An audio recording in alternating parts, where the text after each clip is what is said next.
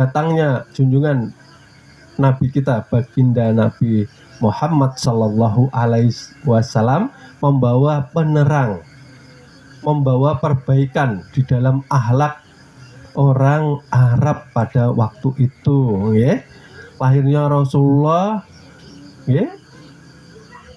Matinya api abadi Majusi, ya. Lahirnya Rasulullah, ya. Patung-patung berhala roboh, ya. Pasti hafal semua. Nah, yang kita kaji di sini ialah di sebalik perayaannya, kita umatnya terbiasa memperingati kalau Maulid hari kelahiran. Kalau di kita memperingati hari kematian, haulnya, kaiknya, haulnya neneknya, oke, haulnya para ulama aulia anbiya. Tapi Kanjeng Nabi ada haulnya enggak? Ada enggak? Enggak ada. Ada pernah ini bertanya Bapak Ibu, kenapa Kanjeng Nabi kok enggak ada haulnya? Junjungan baginda Nabi Muhammad Sallallahu Alaihi Wasallam. Belum ya? Karena junjungan Nabi kita, Nabi besar yang kita cintai di sisi Allah Subhanahu wa Ta'ala ialah dikekalkan. Kita yang belajar secara ma'rifat, secara tauhid, wajib mengitikadkan bahwa Rasulullah hidup. Karena sunnahnya pun selalu terus dihidupkan. Oleh sebab itu tidak ada haulnya, Bapak Ibu. Lah kita terbiasa menghauli lah kakek nenek kita, ulama-ulama kita. Padahal ya ulama itu yang ulama pewaris ilmunya para nabi, mereka dikekalkan di sisinya Allah Subhanahu wa Ta'ala. Tapi tidak dilarang. Oke, ini menjadi satu tradisi. Dan harapannya Bapak Ibu, ya, pada Maulid malam hari ini kita kembali bertafakur ke dalam diri. Selama setahun yang lalu, setelah selesai Maulidan, apakah kira-kira kita ini masih terjaga kesucian kita di dalam kolbu atau hati kita? Dikatakan kolbun salim atau hati yang selamat. Karena di dalam setahun daripada Maulid sampai ke Maulid terjaga kesuciannya. Berarti hatinya Nah, apakah hati kita ini selamat atau hati kita menjadi sakit? Sakit kenapa?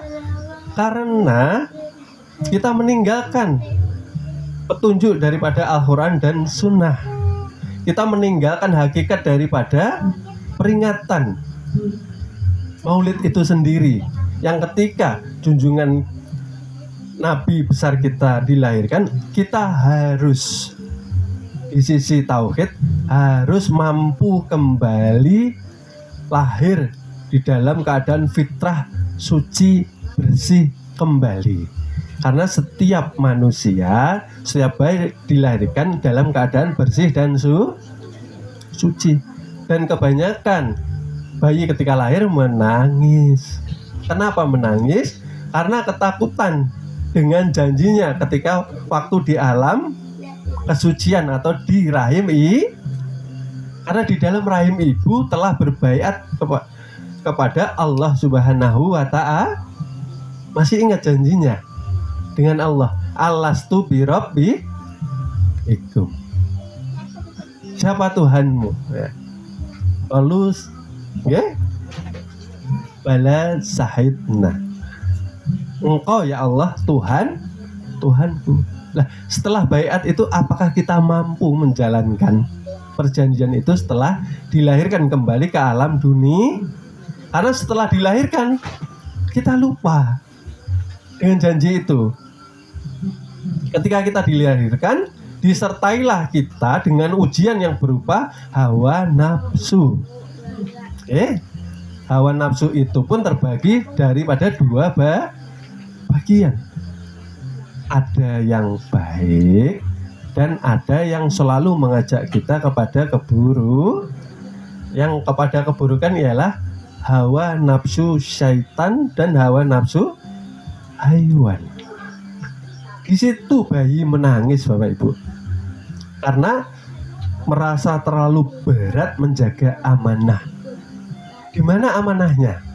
Bahwa dikatakan seorang bayi atau insan atau manusia ialah perwujudan daripada nur daripada junjungan Nabi besar kita Nabi Muhammad Sallallahu Alaihi Wasallam. Zohirnya batang tubuhnya dari Nur Muhammad. Ruhnya daripada nur Allah itu dari Nurullah, Bapak Ibu. Nah, disitulah dikatakan di dalam setiap diri manusia terdapat utusan yang ditiupkan, itulah Bapak Ibu.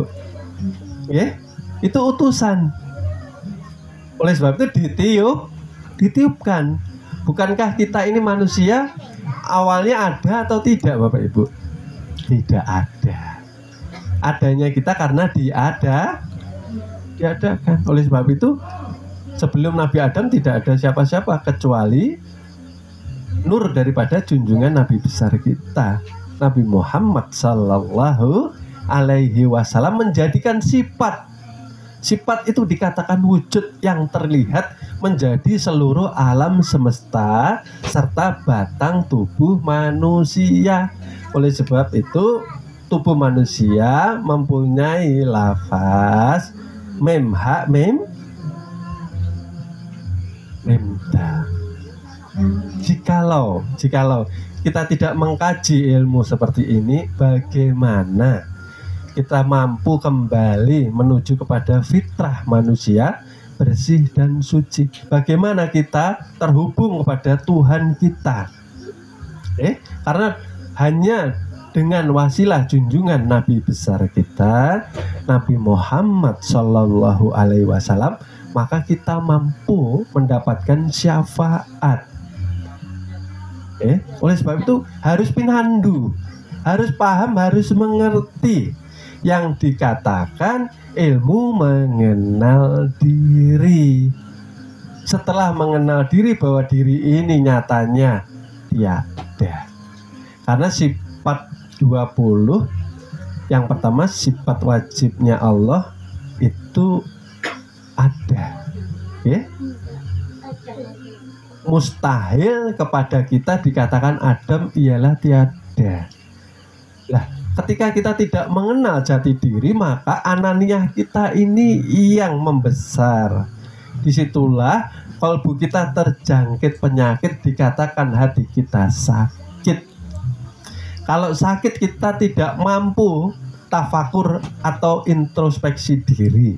Setiap tahun mengikuti perayaan, gembira dengan maulid kelahiran junjungan Nabi besar, tetapi kita sendiri ke dalam diri tidak mampu merenungi bahwa kita pun perlu melahirkan diri kembali menjadi fitrah bersih dan suci, Bapak Ibu. Oleh sebab itu tadi ini tempat untuk kita merayakan dan merenungi, bergembira dan bertafakur. Apakah setahun ini tadi tetap hati kita terselamatkan, qalbun salim, yang di dalamnya bersih suci tanpa junub, tanpa najis batin, atau sakit hati kita? Sakit itu lalai itu lupa. Ketika lupa maka manusia tidak mampu menzohirkan